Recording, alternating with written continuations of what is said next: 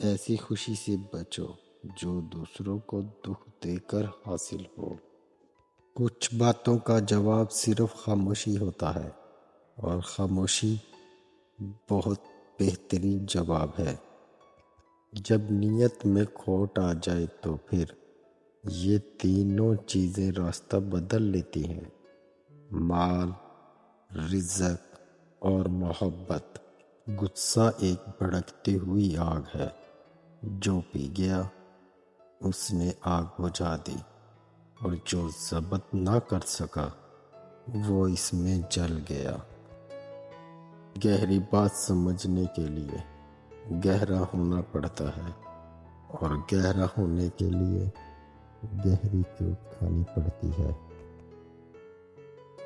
دولت کی اصل خوبی یہ ہے کہ وہ انسان کے پاس ہمیشہ نہیں رہتی، اور اگر رہ جائے تو انسان نہیں رہتا۔